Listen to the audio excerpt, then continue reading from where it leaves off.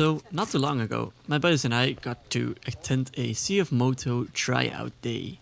We signed up at Motorcentrum Lunteren, who were extremely kind and welcoming, by the way, and we got to ride around for just about an hour on these bikes. Since we all ride Japanese bikes and we've heard a lot about the new upcoming Chinese brands and stuff, it kind of piqued our curiosity a bit. I decided to try their 450SS, which is a A2 friendly sport bike.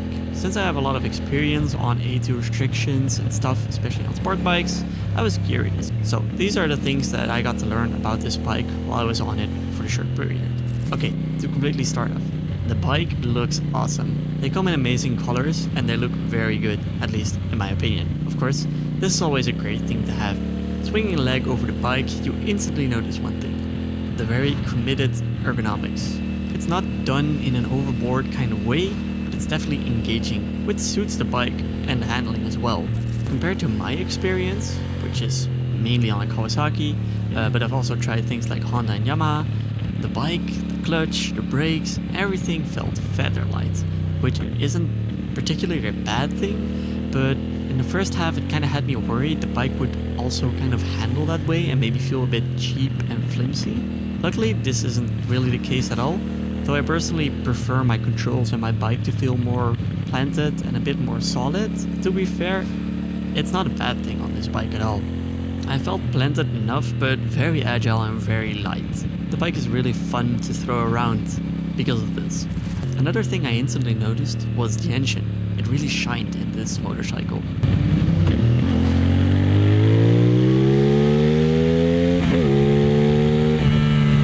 Felt really great, especially for an A2 bike. The 270-degree 450cc twin really shines on this bike.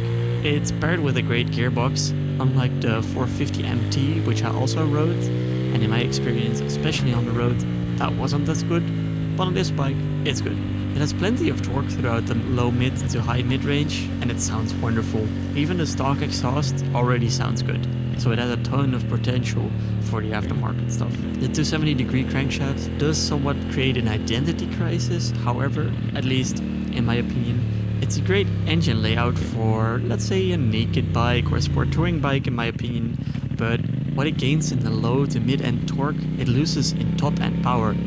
A sport bike is kind of meant to live in those high RPM areas, and since the ergonomics and handling of this bike really encourage you to ride it out that way, the engine is better made to be kept in the mid-range, which kinda confused me a bit. Of course, everything I'm saying here is all up to yourself. In the end, the sound is really a plus, especially if you weigh it against a 180-degree crank, so it's just what you want from the bike. The tech on the bike worked fine, actually. In the short period I got to use it. This was something I was kind of skeptic about, because I know it can be kind of laggy or cheaply done, especially in other Chinese bikes as well, but it didn't really let me down. The TFT display is sleek and informative, and the dual channel ABS is a big plus for me. I really like ABS on starter bikes, I think it's good to have. The traction control, on the other hand, I don't think you really need it on this bike. It is not that powerful, though you can't go wrong with having it. It's just a bit of a question mark for me. So really, it is quite a lot of bike for your money, especially if you're someone that has to or is willing to ride this A2 restricted bike for a longer period of time. It also makes a great beginner bike. However, you will have to take a slight gamble on how much the price will eventually drop on these models, since there are just not enough track records for that out yet. Same kind of goes with the reliability of this bike. It's a bit of a gamble. They've been out for a little while, but long term, we don't know yet. So if you add all of those things together, you get quite a great little sport bike actually, especially for the price.